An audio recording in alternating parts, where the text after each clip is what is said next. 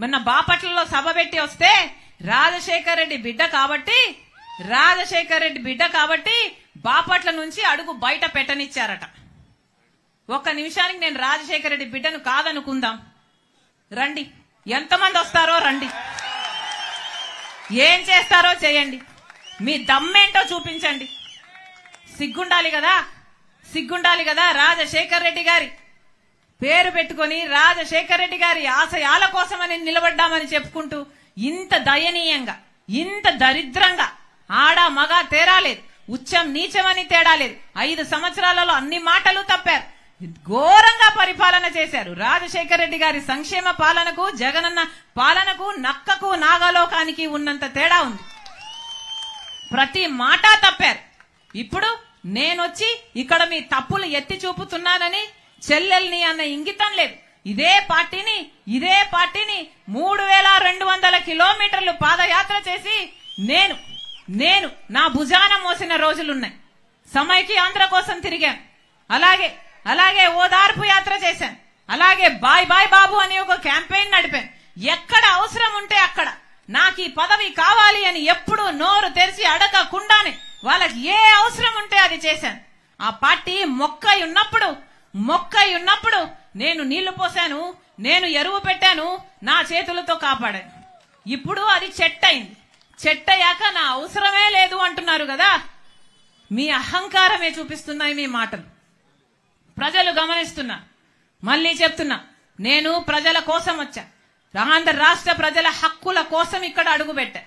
మీకు చేతనైతే ప్రత్యేక హోదా తెండి, మీకు చేతనైతే పోలవరం తెండి, మీకు చేతనైతే రాజధాని తెండి. ఇవేవి చేత కాలేదు గాని ఆడబిడ్డను పట్టుకొని నన్ను, నా కుటుంబాన్ని, నా వాళ్లను, నా మనుషుల్ని, ఆడపడుచులని చూడకుండా, సొంత చెల్లెళ్ళన్న ఇంగితం కూడా లేకుండా సోషల్ మీడియాలో మమ్మల్ని అవమానిస్తారా? ప్రజలు చూడ్డం లేదా? మీరు చూడ్డం లేదా? మీ ఇంట్లో లేరా అక్క చెల్లెళ్ళు? మీ ఇంట్లో లేరా అమ్మలు? మళ్ళీ చెప్తున్నా, ఇలాంటి నియంతలు మళ్ళీ అధికారం లేకొస్తే ప్రజాస్వామ్యం అన్నది బతకదు. నేను రాజశేఖర్ రెడ్డి బిడ్డను. రాజశేఖర్ రెడ్డి రక్తం నాలో ప్రవహిస్తుంది. పులి కడుపున పులే పుడుతుంది. నా గుండెలో నిజాయితీ ఉంది. నా పుట్టింటి ప్రజలకు అన్యాయం జరిగింది కాబట్టి వాళ్ళ హక్కుల కోసం కొట్లాడడానికి వచ్చా. ఇక్కడ ప్రత్యేక హోదా వచ్చేంత వరకు రాజశేఖర్ రెడ్డి బిడ్డ ఇక్కడ నుంచి కదలదు. పోలవరం ప్రాజెక్టు పూర్తయ్యేంత వరకు రాజశేఖర్ రెడ్డి బిడ్డ ఇక్కడ నుంచి కదలదు.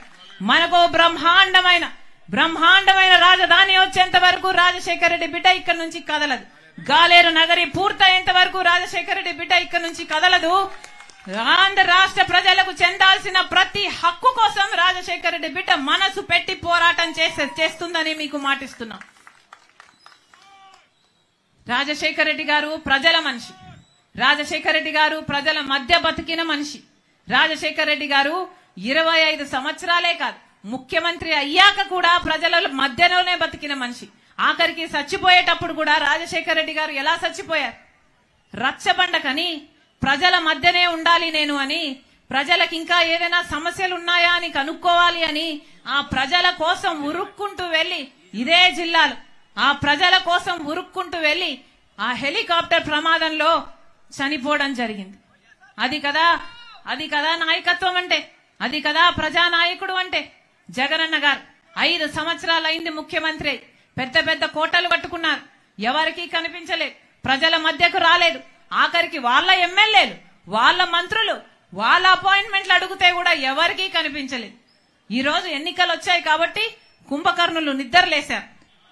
ఈ రోజు ఎన్నికలు వచ్చాయి కాబట్టి, మీతో అవసరం ఉంది కాబట్టి, మీ ఓట్లు కావాలి కాబట్టి ఈ రోజు సిద్ధం అని బయలుదేరారు. దేనికి సిద్ధం? మళ్ళీ 8 లక్షల కోట్లు అప్పు చేయడానికి సిద్ధమా? మళ్ళీ బీజేపీ పార్టీకి గులాంగిరి చేయడానికి సిద్ధమా? మళ్ళీ మీ ప్రయోజనాల కోసము బీజేపీ పార్టీకి మన ప్రత్యేక హోదాను తాకట్టు పెట్టడానికి సిద్ధమా? దేనికి సిద్ధం? 25 లక్షల ఇల్లులు కడతామన్నారు, మళ్ళీ మోసం చేయడానికి సిద్ధమా? పూర్తి మద్యపాన నిషేధం అన్నారు, మళ్ళీ చెప్పి మోసం చేయడానికి సిద్ధమా? 25,000తో మెగా డిఎస్సీ అన్నారు, మళ్ళీ మోసం చేయడానికి సిద్ధమా? ఎస్సీ, ఎస్టీ, బీసీ, మైనారిటీ మహిళలకు 45 ఏళ్లు నిండితే 75,000 రూపాయలు చేతుల్లో పెడతామన్నారు, ఇవన్నీ మేనిఫెస్టోలో పెట్టారు. ఇవన్నీ మళ్ళీ పెట్టడానికి, మళ్ళీ మోసం చేయడానికి సిద్ధమా? మీరు ఇవన్నీ మళ్ళీ దగా చేయడానికి సిద్ధమైతే ప్రజలు కూడా మిమ్మల్ని ఇంటికి పంపడానికి సిద్ధం. మళ్ళీ చెప్తున్నాం, ప్రజలంతా అప్రమత్తంగా ఉండాలి. ఇప్పుడు ఎలక్షన్లు వస్తున్నాయి. ఈ ఎలక్షన్లలో మీ ఓట్ల కోసం వస్తారు. పాలకపక్షం వస్తారు, ప్రతిపక్షం వస్తారు. పెద్ద పెద్ద మూటలు తీసుకొని వస్తారు. ఏం మూటలు? డబ్బులు. డబ్బులు ఇస్తే ఎవరు డబ్బులు ఇచ్చినా తీసుకోండి, మీ డబ్బులే. ఎవరు ఎంత డబ్బులు ఇచ్చినా మీ డబ్బులే. ఈ ఇసుక మాఫియా, ఈ లిక్కర్ మాఫియా, మైనింగ్ మాఫియా సంపాదించిన డబ్బులే మళ్ళీ మీకు ఇస్తారు. ఇంకా కావాలని చెప్పి వసూలు చేసి మరీ తీసుకోండి. కానీ ఓటు వేసేటప్పుడు మాత్రం మీ ఆలోచన అయి ఉండాలి. మీ మనసు మాట వినండి. ఓటు అనేది మీ చేతుల్లో ఉన్న ఆయుధం. ఓటు అనేది మీ చేతుల్లో ఉన్న ఏకైక ఆయుధం. ఓటు అనేది మీ జీవితాలను మార్చే ఆయుధం.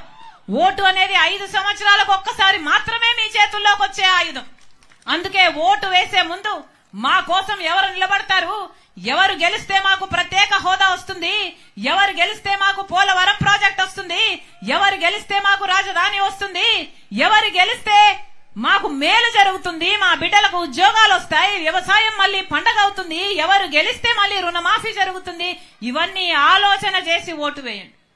రాహుల్ గాంధీ గారు చెప్పిన విషయం, ఆయన ప్రధానమంత్రి అయిన మొట్టమొదటి రోజున మొట్టమొదటి ఫైలు ఆంధ్ర రాష్ట్రానికి చెందిన ప్రత్యేక హోదా ఫైలు మీద సంతకం పెడతానన్నాడు.